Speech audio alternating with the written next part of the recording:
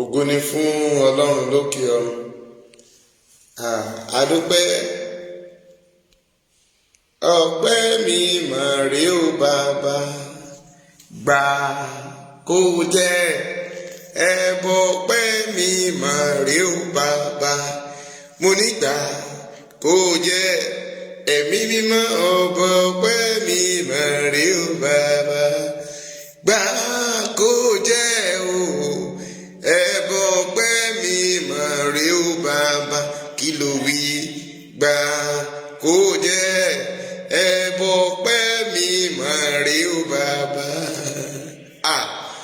Ẹbọ ọpẹ́ mi mà rè ó bàbá, ẹbọ ọpẹ́ mi mà rè ó bàbá, gbà kó jẹ́ ẹbọ ọpẹ́ mi mà rè ó bàbá.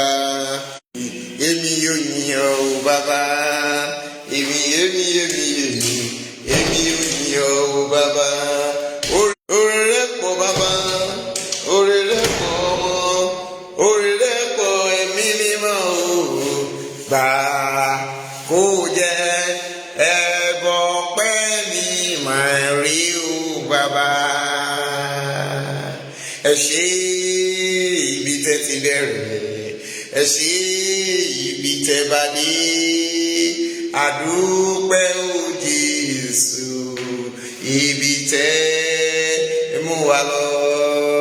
Ẹ ṣé o, ẹ ṣé ibi tẹ́ ti bẹ̀rẹ̀, alágbára gíga gíga, ẹ ṣé ibi ẹ bá dé, àdúpẹ́ o Jésù ibi tẹ́ mú wa lọ. Ayérayé ẹ ṣé, ayérayé ẹ ṣé, alágbára o, ayérayé ẹ ṣé, ọba tó sọ mí dìyàngbẹ ilẹ̀, ayérayé ẹ ṣé, mo ní ayérayé ẹ ṣé, alágbára gíga, ayérayé ẹ ṣeun. Lórí àwọn méjèèjì láwọn ọlọ́run ọba tí ò jẹ́ àdókù, ayérayé ẹ ṣé bàbá. Kí ni máa fi san oore rẹ o bàbá, kí ni máa fi san oore rẹ o ẹ̀mí mímọ́, kìkìdá ọpẹ́ ló yẹ ọ́. Ìdààmú ò ṣẹlẹ̀ sí wọn.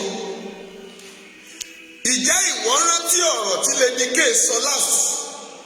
Lady K sọ nínú àlá rẹ̀ pé pàkúté mú mi lẹ́sẹ̀, ṣùgbọ́n àwọn tó wà bẹ̀ sọ wípé ṣé kò dùn ẹni? Ó ní kò dùn mí.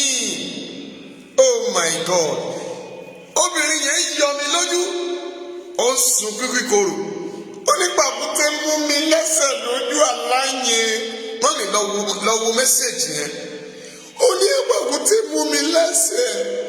Ó ní ṣùgbọ́n àwọn tó wá bẹ̀ kó ń dùn wọ́n ṣùgbọ́n kò dùn mí. Bẹ́ẹ̀ ni pàkúté mú wọn lẹ́sẹ̀ ṣùgbọ́n kò dùn.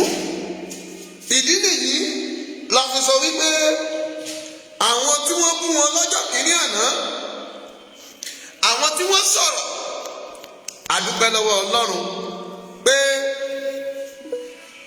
pàkúté tí ó mu kò dùn, ṣùgbọ́n ó ṣe kí ni o, àtúnṣílẹ̀. Gbọ́ mi, ìwọ tó wà nínú irúpè bẹ́ẹ̀, pàkúté òkùnkùn kò ní mú ọ. Mo ní pàkúté ayé kò ní mú ọ, pàkúté DSS kò ní mú ọ, torí pé ẹ̀gbọ́n tí wọ́n sọ ọ̀daràn ní DSS. Dádì, mọ́mì, ọ̀daràn ni wọ́n, arúfin sì ni wọ́n pẹ̀lú, wọn kì í ṣe agbófinró. Apànìyàn, àríyá assassin ni wọ́n. Lórúkọ Jésù ò ní bọ́ sí wọn lọ́wọ́, torí adúpẹ́ lọ́wọ́ Ọlọ́run. Mọ́mì, ìwọ tó wà níbẹ̀, ẹ máa bá mi kí Lady K pé ẹ káàbọ̀ o. Lórúkọ Jésù, lákòókò tí wọ́n padà dé, ikú ò ní tọ́ sí wọn, wọn ò ní délé kú, tabari májèlé kí májèlé tí a ti fún wọn jẹ níbẹ̀ lórúkọ Jésù Olúwa sọ́dọ̀ omi, ẹ̀mí máa sọ́dọ̀ omi. Àkọ́pẹ́ bí pẹ́pẹ́ yẹ bá mi lọ́ọ̀fù ẹ̀ máa láìkí ẹ̀, ẹ jọ ẹ máa bá ń lọ́ọ̀fù ètò yìí. Ohun tó kù rèé tẹ́tú rí mi níta mọ́mì, Bíbélì sọ pé ẹnikẹ́ni tí ìwọ bá nípa láti ṣe ìrànlọ́wọ́ fún o, òun náà lẹ́ni kejì rẹ tọ́jú rẹ. Ẹnikẹ́ni tí ìwọ bá nípa láti ṣe ìrànlọ́wọ́ fún o, òun náà lẹ́ni kejì rẹ tọ́jú rẹ. Ògo ni fọ́lọ́run lókè ọ̀run. Mọ́mì kò tí ì tán síbẹ̀, ọ̀daràn làwọn ènìyàn. A nílò owó báyìí gbọ́ ni ò tí ì mọ ìgbésẹ̀ kan fẹ́ gbé, ṣùgbọ́n olóore aláàánú ẹ bá ń dìde nílùú Àbújá. Bàbá Akíntóyè gbogbo yín lórúkọ Jésù, bàbá ẹ ò ní kú fọ́tayọ̀. Lọ́ọ̀yà wa ẹ ò mà ní ṣẹjọ́ wì, bẹ́ẹ̀ ṣe ń borí ẹ ò mà borí sí i. Ogun ayé ò ní borí ẹ, ò ní rí ìjákulẹ̀. Ẹ dákun ẹ̀yin tó tún kàn, ẹ dákun ẹ bá ń gbìyànjú. Gbogbo tẹ́lẹ̀ ti mọ̀ pé DSS àti ìjọba Nàìjíríà location 419 wọ́n fẹ́ fi wá pawó ni, wọ́n fẹ́ fi pawó ni. Kí ló wà ń bẹ̀ pé kí wọ́n máa lọ, wọ́n tún fẹ́ gba 15 million lọ́wọ́ wa. Ẹ rí abẹ́ẹ̀rí bí 15 àbí 20 million náà tún fẹ́ gbà lọ́wọ́ àwọn èèyàn 12. Ẹ rojú ayé bí? Ó ní mo ṣe sọ fún yín pé ẹ̀dẹ̀ ní ká sì wà lórí ìjọba kan náà yìí. Wọ́n ti tún flag wa o, àwọn ọlọ́wọ́ ké ti tún flag wa o, àwọn tá máa fọwọ́ wọn mọ́ òògùn jẹ. Ṣé ti rí ojú ayé àbẹ́ ojú ayé bí? Ṣùgbọ́n a dúpẹ́ lọ́wọ́ Ọlọ́run ọba tó nílẹ̀ tó lókè ó tó dún sí wọn. Mọ́mì bàbá lákòókò yìí dákun, bí wọ́n bá pè fún owó ẹ jẹ́ ká ràn wọ́n lọ́wọ́. Wọ́n need many things láti ràn wọ́n, ṣùgbọ́n pay your money in the right place. I want you to pay your money in the right place. I'm not the right place to pay your money. Wọn ò fún mi ní àkáǹtì, wọn ò fún mi ní kankan, ṣùgbọ́n ẹ jẹ́ ká ràn wọ́n lọ́wọ́. Gbogbo wa ẹ jájọ dìde fún ìrànlọ́wọ́, ẹ jájọ dìde fún ìrànlọ́wọ́ fún wọn, ẹ jájọ dìde fún ìrànlọ́wọ́ fún wọn. A ti gbàdúrà, a ti gbààwẹ̀, ẹ ṣeun. Àwọn kan wà tí ò sí, ẹ̀yin màá mi, ẹ̀yin bá mi tí ọkàn yín ti balẹ̀.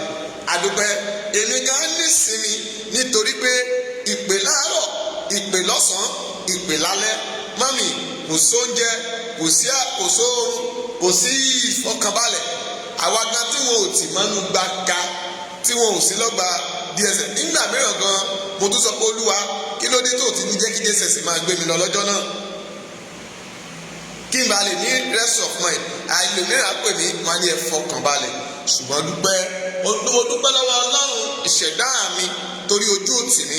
Mo dúpẹ́ lórí gbogbo àwọn àfáà, ìmáàmù, àwọn ẹlẹ́sìn àbáláyé. Mo dúpẹ́ pẹ́ òkun lórúkọ Jésù.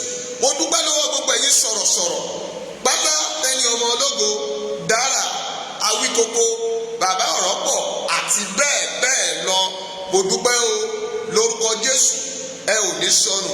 Mo dúpẹ́ lọ́wọ́ àwọn bàbá Ọmọlúkà, bàbá Confirm àti àwọn wòlíì gbogbo tí n kò lè dárúkọ lórúkọ Jésù, àti gbogbo ìkànnì tí wọ́n ń dìde, tí wọ́n ń jà fún ilẹ̀ Yorùbá nation. Ẹ ò ní sọnù, ọwọ́ ayé ò ní bà yín, òkùnkùn ò ní borí yín. I appreciate all of you all. Inú mi dùn, ojú ò tì wá torí pé a dúró tì wọ́n bí akọni ẹlẹ́rù. Kò tí ì tán síbẹ̀ o, àdúrà wa ò tí ì tán.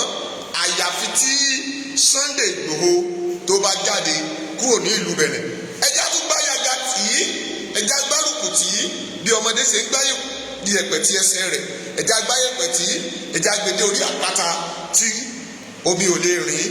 Bí kóòtù bá tilẹ̀ sọ pé kí wọ́n má fọwọ́ kàn án, kí ohunkóhun ó má ṣe é, mọ́mì kì í ṣe òun ni wọ́n sọ bẹ́ẹ̀ fún, bí kò ṣe àwọn sọ̀rọ̀sọ̀rọ̀ bíi pé inú wa dùn nítorí pé ayọ̀ wa kú. We are going forward, no going back. We are ready for everybody.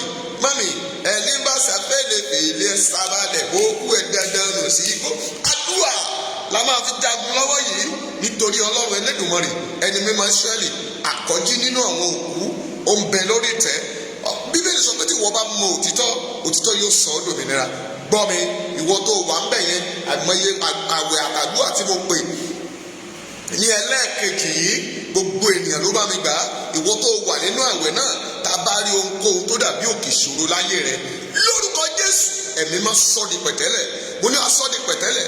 Mo gbàdúrà lórúkọ Jésù, lédìké ẹ̀mí rẹ̀ á gùn láyé, orúkọ rẹ̀ á káàkiri ayé, ò ní sọnù. Inú mi dùn láti gbọ́ pé wọ́n ní kí wọ́n fẹ́. Ó ní inú mi dùn nígbà tí mo gbọ́ pé ẹ jẹ́ ká relé Olúwa. Inú mi dùn nígbà tí mo gbọ́ pé ẹ jẹ́ ká relé Olúwa. Lórúkọ Jésù, ilé rẹ ò ní dàrú, ọ̀nà rẹ ò ní dímọ́, ọ̀nà kì í dímọ́jọ́, ọ̀nà kì í dímọ́rùn, ọ̀nà kì í dímọ́jọ́. Ẹ dákun, ẹ bá mi ṣe ọ̀nà kí lédìké tí ó padà sí ibùgbé rẹ̀. Gbogbo ipá tẹ́ ẹ bá lè sà, òun ni kẹ́ ẹ bá mi sà. Lórúkọ Jésù, ẹ ó sì rí àánú gbà. Ilé àti ọ̀nà rẹ ò ní dàrú. Ẹ dákun, ẹ jọ̀ọ́, ẹ̀yin tẹ́ ẹ wà ní group, ẹ máa pè mí. Ó ní ọ̀rọ̀ tá a jọ fẹ́ sọ papọ̀ tá ò ní sọ lórí afẹ́fẹ́. Ọlọ́run yóò sì ràn gbogbo wa lọ́wọ́. A ó rí àánú gbà. Inú mi dùn o. Ẹ jẹ́ kí tún yànnà náà àwọn ọ̀rọ̀ kékeré irú èyí tí mò ń bá lọ lẹ́ẹ̀kan. Mo kìlọ̀ fún ọ ní ọ̀fífẹ́. Ẹ lọ sórí YouTube, ẹ lọ wò ó nígbà tán flag mi lẹ́ẹ̀kan. Mo ní Ọlọ́run mi rán mi sí pé ó jẹ́ òpùrọ́. Mo tún mú padà wá báyìí. Mo ní Ọọ̀ni ọ̀fífẹ́ jẹ́ òpùrọ́. Ọlọ́run sọ fún mi, Bíbélì sọ pé ègbé ni fún ẹni tí a kò fi rán tó ń wí. I repeat it in second time in this program. Mo ti kọ́kọ́ sọ lórí program àkọ́kọ́, ṣùgbọ́n tí mo tún rí orí ọ̀fẹ́ gbà torí pé mo wà nínú àdúrà ní pé mo gbọ́ ìròyìn nígbà tí mo dé níbi tí mo jókòó sí tí mo ti ń gbàdúrà yìí. Mo gbọ́ ìròyìn pé a gbé báǹdì yẹn kúrò lórí Sunday Igboho. Mo jáde wá. Ẹlẹ́ẹ̀kejì, mo tún kọjá sínú àdúrà mi bí mo ṣe sọ fún yín pé kò tí ì tán o, èsì ayọ̀ gbọ́dọ̀ jáde. Nígbà tí mo gbọ́ pé àwọn 8 náà máa filẹ̀, mo ní irọ́ ni. Ọlọ́run, mo ké pè ọ́ lóru, lọ́sàn-án, lálẹ́. Ohun tó sì fi hàn mí ni pé a máa yọ̀ǹda wọn. Kí n kéde oṣù yìí pé oṣù ìdásílẹ̀, the freedom month, kí ọjọ́ méje ó tó pé kó o máa dá wọn sílẹ̀. Ọlọ́run, mo dúpẹ́ lọ́wọ́ rẹ o. Mo dúpẹ́ o torí pé o dojú tì mí. Mo gbàdúrà gbogbo ẹni tó bá mi ṣàmì lọ́jọ́ kìíní nínú oṣù kẹjọ, orí rẹ ò ní gbàbọ̀dù, o ò ní tọrọ jẹ. Mo dúpẹ́ lọ́wọ́ gbogbo yín. Pàápàá jùlọ Tẹ́ni ọmọ ológo, lórúkọ Jésù, orí rẹ ò ní dàrú, ọpọlọ rẹ ò ní dọ́bà, wàá rògbòlò dára níbi gíga láyé. Ọlọ́run yóò mú yín débẹ̀. Ẹ ṣeun, ẹ kú ìmúlé dání fún ọmọ wa, àbúrò wa, ìyàwó wa, ẹ̀gbọ́n wa àti bẹ́ẹ̀ bẹ́ẹ̀ lọ. Lady K, ẹ ṣeun púpọ̀. Inú mi dùn láti bá yín dòwò pọ̀, láti bá yín rìnrìn àjò torí pé mo rí pé aláfẹ̀yìntì ni yín. Mo sì rí pé ẹ kò mí kàn, ẹrù òsì bà yín. Gbogbo ẹni tẹ́ wà nílẹ̀ Nàìjíríà tí ẹ ń jà fitafita, ẹ ṣeun o torí pé màjàmásá là ń máa lákìkanjú. Ẹ ṣeun púpọ̀. A ò ní rẹ̀ mọ́. Wá sì tún ẹjọ́ ẹja dúró ìṣẹ́jú kan torí pé àwọn tí wọ́n kó làrí gbà padà. A ò tí ì rí òkú àwọn ènìyàn tí wọ́n padà. Àwọn yẹn jáde láyọ̀ àti àlàáfíà. What of àwọn èèyàn tán ti kú, ṣé wọ́n rí ẹ̀mí wọn gbà? Ẹja dúró ìṣẹ́jú kan fún wọn nítorí pé kí Ọlọ́run kí ó tẹ́ wọn sí afẹ́fẹ́ rere.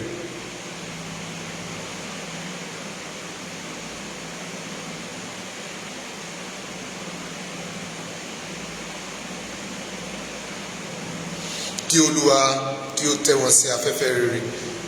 Àwọn akọni wa, àfáà wa àti àwọn bàbá ìkejì àlùkàn, kí Ọlọ́run kí ó tẹ́ wọn sí afẹ́fẹ́ rere. Ẹ bá mi tẹ rest in peace to them right now. I want your prayer to all those people that lost their life, the icon that lost their life for the Yoruba nation.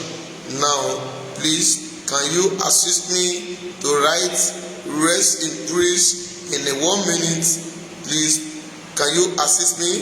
I want 10 people to help me to write it outside there and type it. Rest in peace, Adogun, and all the other of that Afa. Lórúkọ Jésù, kí Ọlọ́run kó bá wa gbà wọ́n sí afẹ́fẹ́ rere, kí a sì rí ògo Ọlọ́run. àwa tí ó sì kù náà a ó sì rí àánú gbà. Mo ń sọ ọ̀rọ̀ kan lọ gẹ́gẹ́ bí àsọtẹ́lẹ̀ pé a kọ́ pé ẹni tí ń fi ogun jà wá nílẹ̀ Yorùbá òun ni Ọọ̀ni of Ifẹ̀. Ọlọ́run ló sọ bẹ́ẹ̀ fún mi, kì í ṣe ènìyàn. Ó ní ọkàn rẹ̀ jìnnà sí Ọlọ́run torí pé ó jẹ́ òpùrọ́ ènìyàn. Ẹ̀sà ẹ bá fẹ́ gbé mi lọ court, I'm here, mi ò sá. Ṣùgbọ́n mo gbúdọ̀ jíṣẹ́ fún yín nígbà tí a sọ fún Jeremiah pé wòlíì kan sì tún kú.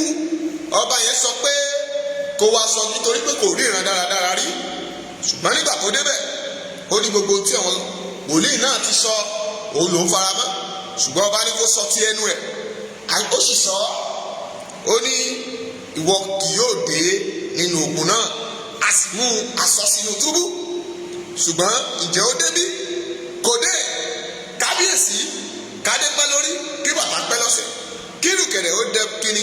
Ṣùgbọ́n tí ó lè mú ìrùkẹ̀rẹ̀ di okíni lọ́wọ́ rẹ ni pé yàgò fún irọ́ àìṣòtítọ́ èyí tí Ọlọ́run sọ nípa rẹ̀ fún mi.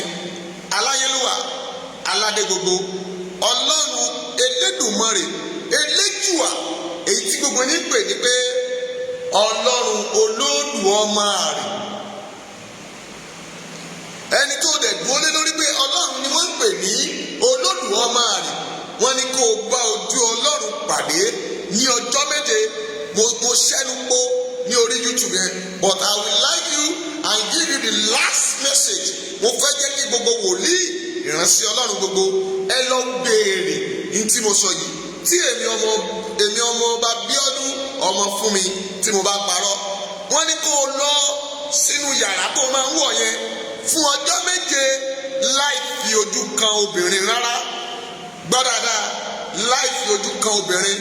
Ẹni tó dẹ̀ máa fojú kan ju ẹni kan ṣoṣo tó bá jẹ́ ọkùnrin tí ó dẹ̀ mọ̀ pé ó jẹ́ olóòótọ́ sí Ọlọ́run. Oyèlúsì àbí Oyèkúsì àbí kí ló ń pè ọ́? Ọ̀jájá kejì ọba of Ifẹ̀, Ọọ̀ni of Ifẹ̀, mo ké sí ọ. Ọlọ́run sọ pé partnership òun àti rẹ jìnnà sí ara wọn. Ó mọ Ọlọ́run. Mo dẹ̀ kéde, mo ní àwọn alágbára mẹ́ta nílẹ̀ Yorùbá wọ́n fẹ́ kọjá lọ, ṣùgbọ́n oṣù tí wọ́n fẹ́ kọjá lọ tí wọ́n máa lọ nínú ẹ̀ òun lèmi kò mọ̀. Ọọ̀ni of Ifẹ̀ ó wà ń bẹ̀, Tinubu wà ń bẹ̀, ẹnìkan tó kù wọ́n ní kí n má porúkọ rẹ̀ síta. Ẹ lọ múra, mo sọ solution fún yín. I tell you the solution. Tá a bá ń jà bíi pé ká kúkọ́, Tinubu ohun tí wọ́n ní kó ṣe rèé, solution tiẹ̀ rèé, bọ́ síta, apologize for àwọn tí wọ́n pa ọmọ wọn ní Texas. Mo kéde ẹlẹ́ẹ̀kejì lé ẹ̀mẹ́ta nínú prógàmù mẹ́ta ọjọ́ mẹ́ta náà ní kéde bẹ̀ fún yín. Màá dẹ̀ máa mú wá fún ọjọ́ mẹ́tẹ̀ẹ̀ta. Gbogbo prógàmù tí mo bá ṣe ni màá máa fẹ́ rán yín létí. Ẹ ṣí ẹ rìn. Mo kéde gẹ́gẹ́ bí wòlíì. Wọ́n ní kó o bọ́ síta kó o sọ wípé gbogbo ẹni tí wọ́n fìbọn pa ọmọ rẹ̀ ní Lẹ́kí kí wọ́n ṣe kí ni o, kán dáríjì ẹ́. Àkọ́kọ́ nìyẹn. Èkejì, wọ́n ní kó o bẹ Sunday Ìgbòho. Dádì mami, wọ́n ní kí Tinubu ṣe kí ni, kó bẹ Sunday Ìgbòho. Mo kéde rẹ̀ kí ẹ̀mí rẹ̀ nì bára rẹ̀ bá le ju bẹ́ẹ̀ bí òkúta lọ. Ọlọ́run sọ pé òun yóò gbà á. But the solution, a sọ fún wòlíì pé kó lọ sọ fún ọba rẹ̀ pé yóò kú. Ṣùgbọ́n ó yíjú sí òkiri, ó ní Olúwa èmi sìn ọ́, mo sì ké, a sì fi ọjọ́ kún ọjọ́ rẹ̀. Mo gbàdúrà ìwọ tó o bá wà nínú rí pé bẹ́ẹ̀ Ọlọ́run kó dáríjì ọ́.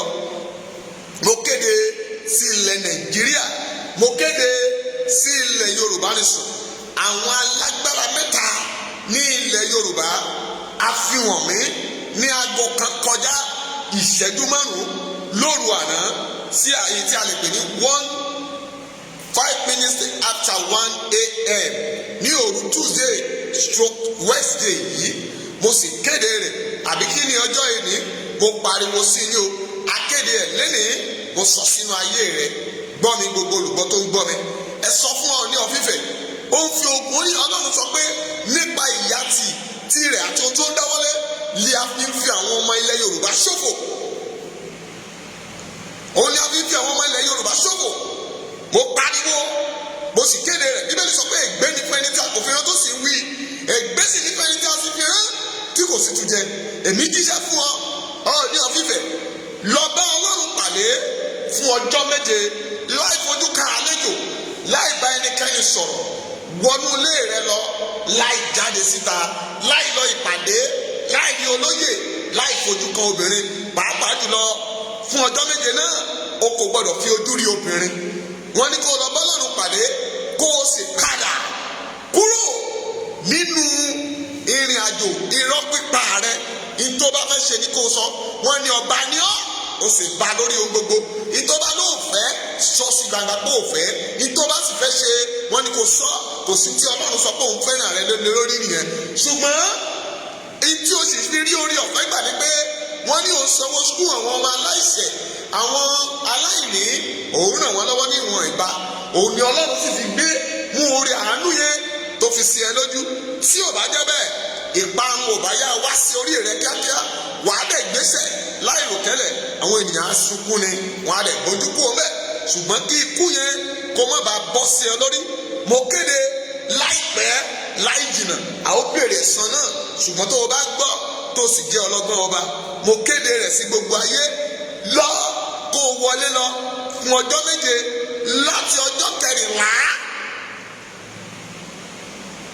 láti on the 14 inú oṣù kẹjọ títí di on the 21 inú oṣù kẹjọ kan náà yìí ni Ọlọ́run sọ wípé kó o wọlé lọ. Mo kéde rẹ̀. Ìdí nìyí ni pé mo béèrè lọ́wọ́ Ọlọ́run mi pé ṣé kí n kéde rẹ̀ sí gbogbo ayé kí wọ́n bá lè fi etí gbọ́. Èmi ò mọ̀ wọ́n, n kò sì rírí. Mo sọ̀rọ̀ sí síta ni, mo pariwo gẹ́gẹ́ bí ìpè àti ikọ̀ tí a fi rán mi. Ègbé ni fún ẹni tí a kò fi rán tí kò sì jẹ, ègbé ni fún ẹni tí a kò sì fi rán ṣùgbọ́n tí kò sì tún jẹ. Mo jíṣẹ́ fún ọ, ọrùn mi sì mọ́. Bàbá olórí adé gbogbo, kábíyèsí, wọ́n ní kó o kúrò nínú irọ́ pípa. Ẹlẹ́ẹ̀kejì, wọ́n ní kó o yé fi orí àwọn ènìyàn gbárí ara wọn mọ́. Kó o mú ẹnìkẹ́ni sí ẹnìkejì, kó o máa fi orí àwọn sọ̀rọ̀ wọn. Wò ó, ẹ̀san ń bọ̀ lórí rẹ ni Olúwa wí. Mo kéde rẹ̀. Kì í ṣe nípa ti Sunday Igboho ni mo ṣe ń sọ èyí, ṣùgbọ́n tí etí Ọlọ́run rán mi sí ọ, mo tún kéde rẹ̀ lórí YouTube lẹ́ẹ̀kan.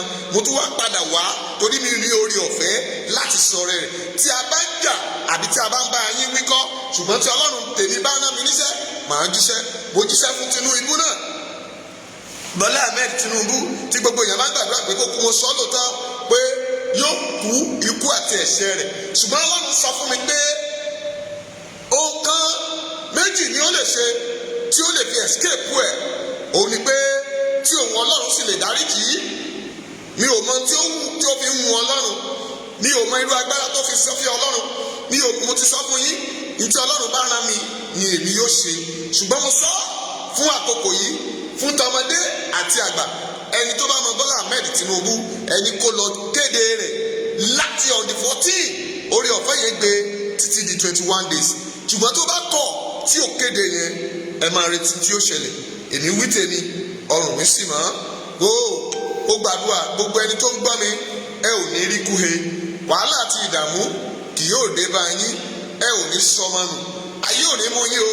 Gbogbo ẹnikẹ́ni tí ẹ bá ṣẹ̀, ẹ máa dáríjì, nítorí pé Ọlọ́run ìpè onímájẹ̀mú, ẹni tí ó kò yí padà, ọ̀rọ̀ tí ń sọ̀rọ̀ tí gbogbo igi ń mì fìfì, ọ̀rọ̀ tí ń sọ̀rọ̀ tí gbogbo ilẹ̀ ń gbé fúkẹ́fúkẹ́, ọ̀rọ̀ tí ń sọ̀rọ̀ tí òkun ò dákẹ́, òun làwa gbéga. Ọlọ́run, mo yìn ọ́, òun ńlá tó ya igi Kédárì. Àdàbí tá a bá morúkọ mìíràn pẹ̀lú orúkọ Kristi, òun ni ogun ayé kan àti ọ̀run kan àti gbogbo ìpìlẹ̀ rẹ̀ ni ó sọ pé káfò káńṣó. Ṣùgbọ́n gbọ́ mi, gbogbo ọkàn tó wà lórí ìpè yìí lẹ́nìí, àtẹ̀yìntẹ́ tún máa wo program yìí, mo sọ pẹ̀lú àṣẹ májẹ̀mú àti pè ní orúkọ ti Baba, ní orúkọ ti Ọmọ, ní orúkọ ti Ọmọ, ní orúkọ ti Ẹ̀mí Mímọ́. Tàbá rí agbára kára tó gbé yín dè lórúkọ Jésù, ìdè náà kò já nínú ayé yín. Èmi wòlíì ọmọ ọba Bíọ́dún ni mò ń sọ, nítorí pé kógókógó òun lòun agogo, dùgbẹ̀dùgbẹ̀ òun lòun ṣẹ̀kẹ̀rẹ̀. Èdè Yorùbá ó dára púpọ̀, ẹ jẹ́ á gbárùkù ti ara wa, nítorí pé ibi tí a bá ń lọ ẹ jẹ́ kí a rìn nípasẹ̀ rẹ̀. Ẹ má jẹ́ kí a wò pé ènìyàn ni. Àìmọye ọmọ ológo tí ayé ti mọ̀, ẹ jẹ́ kí n mú kékeré yìí wá fún yín o. Àìmọye ọmọ ológo tí Ọlọ́run ti mọ̀, ṣùgbọ́n torí pé you depend, wọ́n léèyàn kan wà ń bí, mi ò mọ ènìyàn yẹn, a ò sì fún mi ní orúkọ rẹ̀, ṣùgbọ́n ó wà nínú àárín wa ń bí. Wọ́n ní a ti mọ̀ ọ́ káàkiri ayé tẹ́lẹ̀ rí, ṣùgbọ́n because you depend on someone, you rely on someone, that is why your glory, ògo rẹ̀ tó bẹ̀rẹ̀ sí lọ síbẹ̀. Ṣùgbọ́n when you started again, Bible told my God told me right now pé you go and start in the fresh. Lọ dìde, lọ gbé ní ìpele tó dára padà, lọ gbé ní ìpele tó dára padà. Ṣé o rí nínú oṣù tí mo wà yìí, mo wà nínú oṣù májẹ̀mú tí a pè mí sí iṣẹ́ ìránṣẹ́. Mo wà nínú oṣù tí mo ríran kúrò nínú afọ́jú. Òun ni mo ṣe ń sọ fún ọ títí di inú oṣù kẹsàn-án. Agbára Elédùmarè kò ní fi tèmi tirẹ̀ sílẹ̀. Mo máa jíṣẹ́, mo máa sọ̀rọ̀, a máa tú àwọn ènìyàn kúrò nínú ìgbèkùn. Mi ò ayé tí a rán mi, òun ni mo jẹ́. Mi ò ní jẹ́ èyí tí a kò rán mi. Mo sì sọ sínú ayé rẹ, àdàbí tí bá mú orúkọ mìíràn pẹ̀lú orúkọ Kristi, àbí mo ní òrìṣà kan sí kọ̀rọ̀ tí mo ń forí mi gbo, òun ni Ọlọ́run ò ní ṣe ìdájọ́ mi. Ṣùgbọ́n tó bá jẹ́ pé lóòótọ́ mo dúró ní orúkọ Kristi, ẹnìkan ṣoṣo tó jí kúrò nínú òkú, tí kò sí ẹni tó jí, tó sọ wípé èéṣe tí ẹ̀yin fi wọ́ òkú láàrin alààyè. Mo sọ sínú ayé ìpín ìwọ tó ń gbọ́ mi lẹ́ni, ẹni tó gbọ́wọ́ lé ògo rẹ tó lóòní ga jù ń lọ, lórúkọ Jésù àáké ìbínú Elédùmarè kò pa ìlú ọwọ́ bẹ́ẹ̀. Bíbélì sọ pé gbogbo igi tí ò bá so èso rere kẹ́ni gé wọn sọnù, kí n kó wọn jù sínú adágún iná. Mọ́mí bàbá tó ń gbọ́ mi, sáré gbàdúrà kan ṣoṣo yìí. Ọwọ́ tó ń tẹ̀lé mi kiri, ọwọ́ tó ń bá mi rìnrìn àjò, ọwọ́ tó rí ògo mi tó ní mi ò ní lọ, ọwọ́ náà kò gbiná dànù, ọwọ́ náà kò gbiná dànù, ọwọ́ náà kò gbiná dànù. Ẹni tí a ò fi jọba tó ń ṣe bí ọba láyé mi, ẹgbọ́n bó lórí ẹsẹ̀ ó ní ẹni tí a ò fi jọba tó ń ṣe bí ọba láyé mi, ẹ̀mí mọ́fẹ́ mi rẹ̀ ṣòfò. Olúwa dìde kárí ìrànlọ́wọ́. Ẹlẹ́ẹ̀kejì rẹ̀, Jésù Olúwa wa. Pé orúkọ ilẹ̀, òmìmì lórúkọ tí wọ́n ń pè ìwọ ilẹ̀, Álímì lórúkọ tó ń pè ilẹ̀. Máa sọ fún ilẹ̀ pé ilẹ̀ ò fẹ́ gbàlejò ẹni mẹ́ta. Ilẹ̀ ò fẹ́ gbàlejò ẹni mẹ́ta. Àlejò àkọ́kọ́, ẹni tó di ẹ lọ́wọ́ ìṣerere. Àlejò ìkejì, ẹni tí ò jẹ́ kó o débi ògo rẹ. Àlejò ìkẹta, ẹni tó ń ro kúrò ọ́. Gbọ́ mi dáadáa, sọ fún ilẹ̀ pé orúkọ bí mo ṣe pè é, òmìmì lórúkọ tí wọ́n ń pè ìwọ ilẹ̀, Álímì lórúkọ tí wọ́n ń pè ilẹ̀, òbìrìkì lórúkọ tí wọ́n ń pè ilẹ̀. Ó fẹ́ gbàlejò ẹni mẹ́ta, ẹni tó dí mi lọ́wọ́ ìṣerere, ẹni tí ò jẹ́ débi ògo mi, ẹni tó ń ro kúrò mi. Olúwa jẹ́ kí ilẹ̀ kí ó gbé mi. Ó yá sọ dàdúà. Màmá yẹn ò mọ̀ gbàdúà, bàbá yẹn sì dúró síbẹ̀. Ọ̀rọ̀ ẹnu mi ló ń tẹ́tí sí. Mo ń sọ̀rọ̀ fún ọ ní nítorí pé sàpátàsà làásìtọ́. Wọ́n ní èyí tó bá ti lè lálejò ó ti di takọ́rápá. Àdúrà mo ní kó gbà. Sọ fún Elédùmarè, ilẹ̀ gbọ́rọ̀ Olúwa Ọlọ́run àwọn ọmọ ogun Ísírẹ́lì. Mo ké pè ọ́ bí àwọn mẹ́ta àkọ́kọ́ gbani, bí wọ́n bá dìtẹ̀ sí Mósè, àwọn tí ò fẹ́ jẹ́ ó láṣeyọrí, àwọn tí ò fẹ́ jẹ́ ó débi ògo rẹ̀, ẹni tó ro kúrò. Ọlọ́run mi béèrè, ó ní Mósè, ikú wo ni kí àwọn ènìyàn yìí kú? Ó ní kí wọ́n kúkú kan tí ènìyàn kan kò kú rí. Ilẹ̀ ńlanu, ó gbé wọn mì. Mo pa láṣẹ lórúkọ Jésù, gbogbo ẹnikẹ́ni tó dúró lórí àkàbà ìṣògo rẹ tó lóòní lọ, ilẹ̀ gbé wọn mì. Àdúgbẹ́pẹ́ ti ṣe ògo ni fún orúkọ yín. Jésù náà agbára wa. Mami, bàbá, Yorùbá nation sáré gbàdúrà fún Olúwa. Gbogbo igi tó mú wa jó àjò rẹ̀ nì, gbogbo igi tó mú orílẹ̀-èdè ilẹ̀ Yorùbá jó àjò rẹ̀ nì, gbogbo ogun dárúgúdù sílẹ̀, ogun tó fẹ́ pa wá lẹ́nu mọ́, ẹ̀mí mímọ́ kọjọ́ méje àkọ́kọ́ tó pé nínú ìrìn àjò yìí, ẹ̀mí mọ́ fẹ̀mí rẹ̀ ṣòfò. Ó tí ì sọ̀rọ̀, mo ní Olúwa fẹ̀mí rẹ̀ ṣòfò. A sọ wípé Ọlọ́run mi sọ fún mi lọ́sàn-án yìí pé ayé àwọn ènìyàn kan padà torí pé àwọn lédíkè jáde, a sí ìṣògo ẹlòmíràn sílẹ̀ torí pé o gbàwé àtàdúrà fún wọn. Mo wí nínú ohùn rárá gẹ́gẹ́ bí wòlíì lórúkọ Jésù, ìpín rẹ ò ní gbàbọ̀dẹ̀. Gbogbo ẹni tẹ́ ò jẹ, tẹ́ ò mu, tẹ́ ò lè sinmi. Mo mọ àwọn màmá kan, ní òní dárúkọ wọn lórí ìkànnì yìí, ṣùgbọ́n mọ́mì wọ́n ń ṣe ọ̀rọ̀ ilé wọn lọ lọ́wọ́. àwa la bá wọn ṣe ẹnjìníà abẹ lọ torí ọ̀rọ̀ Lady K láti ìgbà tí ìṣẹ̀lẹ̀ yẹn ti ṣẹlẹ̀ títí Sunday Igboho náà ṣẹlẹ̀ láti ìgbà yẹn láti bí oṣù kan sẹ́yìn nísìnyìí mọ́mì ó sọ fún pé ẹnjìníà mo ní mọ̀ ó ní ẹ̀yà sì dádúró torí pé gbogbo ọkàn mi ní ìṣẹ́jú Lady K àti àwọn ènìyàn rẹ̀ àti Sunday Igboho ni mò ń fi ayé mi gbàdúrà fún jẹ́ ká sì jẹ́ máa gbàdúrà náà dáàdì ẹja fi iṣẹ́ yẹn lẹ̀ adè àbádàn iṣẹ́ yẹn bẹ́ yẹn láti gbà yẹn tí n bá tún pè wọ́n ní dáàdì ẹ wò ó ṣé ìyẹn tí ọ̀rọ̀ ti lé yẹn ẹja fi lẹ̀ náà ẹja ẹ bá mi yanjú èyí tí ó wà lẹ̀ yìí ẹ gbà ẹ pé Ọlọ́run yín kan sí àwọn ènìyàn yìí sílẹ̀ mo ní mò ń ṣiṣẹ́ yẹn lọ wọ́n á tún pè mí lóru wọ́n á pè mí lọ́sàn-án máa mi Mọ́túndé lórúkọ Jésù ìpín yín ò ní gbàbọ̀dẹ̀ orí yín ò ní burú mo dúpẹ́ lọ́wọ́ àǹtí Búkì wọ́n fi ìlú Amẹ́ríkà sílẹ̀ wọ́n wá sí Nàìjíríà láti lè wá ṣe kí ni o padà dáàdì ìpínlẹ̀ ń ṣe àwọn àdúrà mi Ọlọ́run sọ nǹkan báyìí fún mi wọ́n tún wá padà wá bá mi mọ́mì wọ́n bá mi ní Nàìjíríà bí wọn ò tẹ̀ lójọjọ́ méjì lọ torí ọ̀rọ̀ yẹn wọ́n dẹ̀ wá síbí mo gbàdúrà lórúkọ Jésù ẹ ò ní sọnù ọkọ yìí ò ní forí sàn yìí gbogbo ẹni tó gbárùkù ti ìrìn àjò yìí máa mi Bọ́dúnrìn alájà Bọ́dúnrìn ẹ ò mà ní sọnù máa mi Mọ́tóyìn ẹ ò ní sọnù àǹtí mi Àyìnà ẹ ò ní sọnù àǹtí mi Àyìnà ẹ ò ní sọnù mo sọ̀rọ̀ àṣẹ lórúkọ Jésù àǹtí Kẹ́tì ẹ ò ní sọnù gbogbo tèmi ẹ ò ní sọnù Bùsí ẹ ò ní sọnù Àdùnníbàdà ẹ ò ní sọnù Àdùnnídayọ̀ ẹ ò ní sọnù wọ́n máa pọ̀ ń bẹ̀ àwọn ẹ̀bọ̀ rẹ̀ Emmanuel àwọn ènìyàn wọn ni gbogbo wọn ni wọn ò sinmi Fẹ́mi Alibati àwọn bàbá Adébóyè àti gbogbo wọn lórí ìkànnì ẹ̀yin ọkùnrin bí ẹ̀yin obìnrin bí àtẹ̀yìntẹ́ ẹ̀kújọ́ ìrìnlẹ́yìn lórúkọ Jésù ìpín yìí ò ní gbàbọ̀dẹ̀ náà pé ṣe sùúrù gbé mu ní màá pé mo wà lórí program lórúkọ Jésù ìpín yìí ò ní gbàbọ̀dẹ̀ ẹ ò ní tọrọ jẹ ẹ ò ní tọrọ mú ẹ ò ní tọrọ ná ẹ ò ní tọrọ wọ̀ Elédùmarè àpátábàrà ọba tó so gbogbo nínú ohun gbogbo yóò mú yín délé ìlérí a ó sì jọ rí àánú gbà mo kí yín ẹ ṣeun ẹ kú àdúrótì ẹ kú ìfọmọ ènìyàn ṣe bí gbogbo yóò lẹ Yorùbá tí a bá Yorùbá bá sowọ́pọ̀ wọ́n ní tẹ́tọ́ bá wọ́n ní àgbájọwọ́ òun la fi ń gbẹ́rù lórí mo sì gbàgbọ́ ìgbàjọwọ́ yín lórúkọ Jésù a ó fi gbé eléyìí lórí ẹ dídìrì èmi tún gbàdúrà fún àwọn tí iye wọn ò tí ì sí Olúwa ṣí wọn níyè jẹ́ kí iye wọn kó sí mo dúpẹ́ lórí àwọn wòlíì àwọn alálàá àwọn aríran gbogbo ìran yín kò ní di rábaràba àlá yín tí ẹ ń rí gẹ́gẹ́ bí ìran tí ẹ sì ń pè mí tí ẹ ń sọ fún mi pé pásítọ̀ ibi tó tún kù sí rèé ètí Ọlọ́run fi wọ̀n wọ́n rèé a sì ń dá pọ̀ a sì ń ṣiṣẹ́ lé lórí gbogbo yín o ẹ ò ní kú fọmọ nù ẹ ò ní dánmọ́ nù lákòókò ìṣerere yín ayé ò ní pa yín lẹ́kún a ò ní pa yín lófo ilẹ̀ Yorùbá a ó jọ gbà á ní ògo ni fún orúkọ rẹ̀ Jésù náà agbára wa ẹ̀yà yẹ ọ̀rọ̀ kékeré kan wò ká tó máa lọ mo lóò máa jọba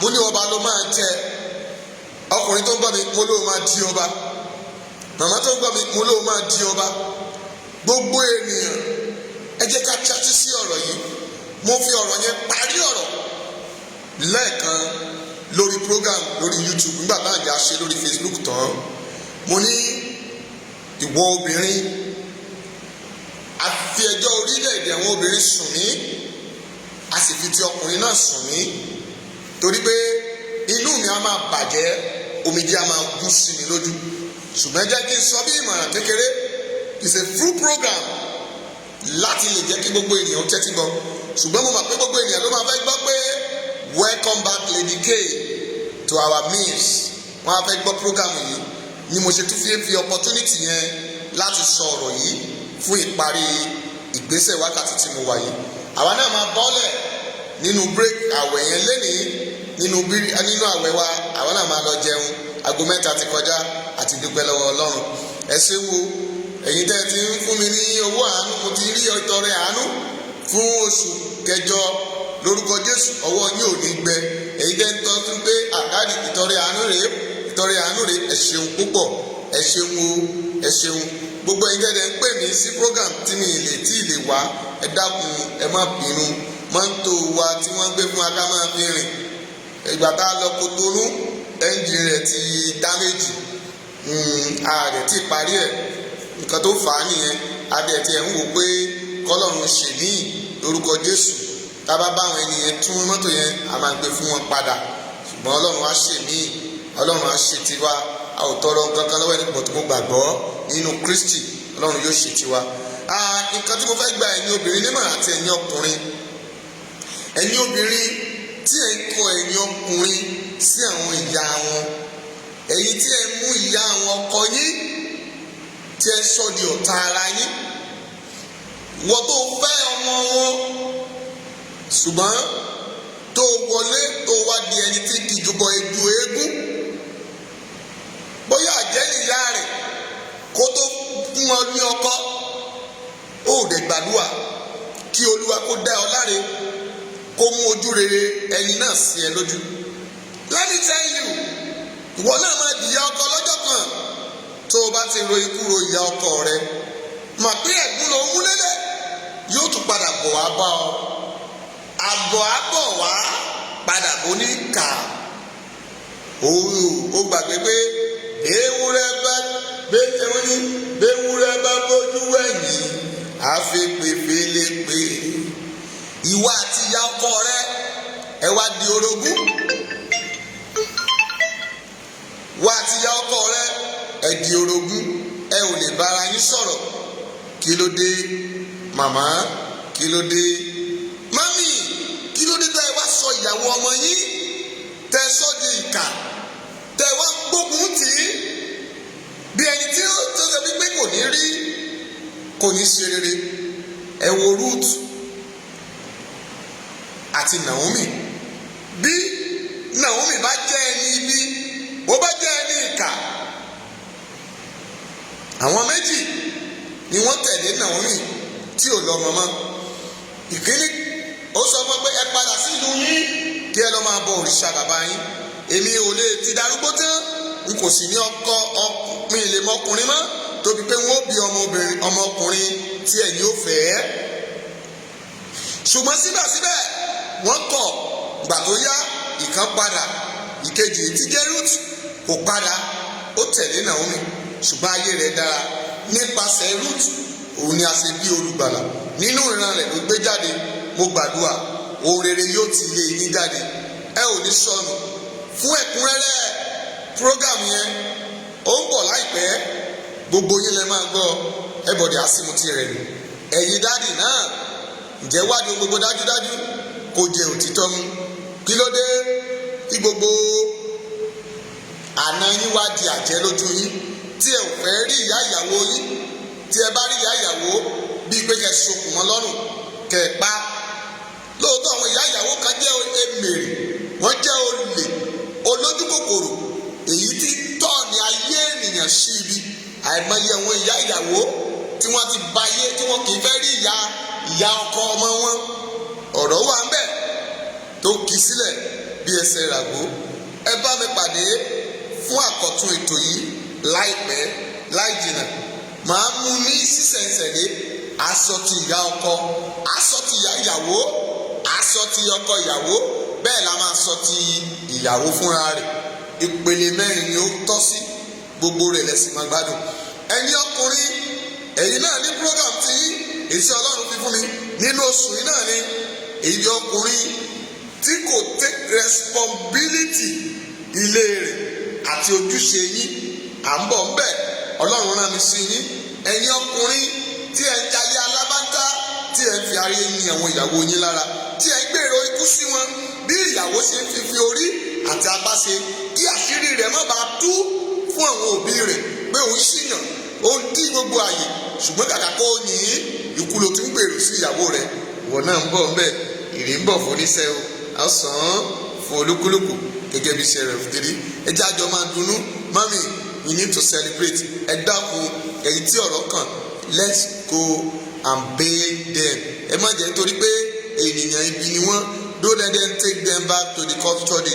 ẹjọ́ ẹ jẹ́ aṣáwùjọ ká lọ kó wọn wálé, ká lè fọpẹ́ fún Ọlọ́run, ká lè kọrin ayọ̀ lọ́jọ́ náà, kí èyí lè jẹ́ ọjọ́ àpẹẹrẹ nínú ayé wa. God bless you. Share this program to others and be rejoiced with me. God bless you. God bless you. orúkọ mi ò yí padà, ajínrere ọmọọba Abíọ́dún ni mò ń jẹ́ o.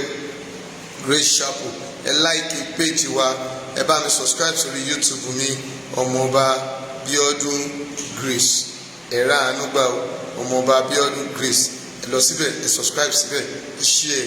Bóyá o lè fẹ́ pè mí fún ẹ̀bẹ̀ àdúrà, àbí o lálàá kan kò yé ọ, àbí o ní nǹkan tó fẹ́ discuss pẹ̀lú mi tó fẹ́ kí n gbà ẹ́ nímọ̀ràn lórí, bóyá o dẹ̀ nílé tó fẹ́ tà, pè wá, àbá ìgbàdúrà sí báyìí pé kó o tà á sọ fún ẹ. Tó bá dẹ̀ ní nǹkan tó níta tó jẹ́ pé nǹkan kékeré lájọ́ máa bá ẹ ṣe the difference síbẹ̀, wàá sì kọ. Wọ́n tó kọ́lé lákọ́kù tó rẹ ní bá ọ parí ẹ̀, mọ́mì àwa ó ṣòtítọ́ lórúkọ Jésù, ẹ gbé fún wa, a ó bá yín kọ. Èyí tẹ́ fẹ́ polówó ọjà yín, ẹ kàn sí wa. Èyí tẹ́ fẹ́ ṣe jungle, ọmọ wa kan ti ní studio, ẹ pè wá. Ó yá birthday ló dẹ̀ fẹ́ ṣe pé kán play fún ẹ, live play inú studio orin náà ti ń ṣe é ṣe fún wa. Màá mórúkọ yẹn wá láti ọ̀la lọ, ẹ máa but èyí tó jẹ́ iṣẹ́ tiwa, we are a builder, àbáni kọ́lé, àbáni ralẹ̀, àbáni ta ilé. Lórúkọ Jésù a ó jọrí àánú gbà. Pè mí sórí nọ́mbà kan ṣoṣo yìí, o lè WhatsApp mi, o dẹ̀ lè pè direct 08257455803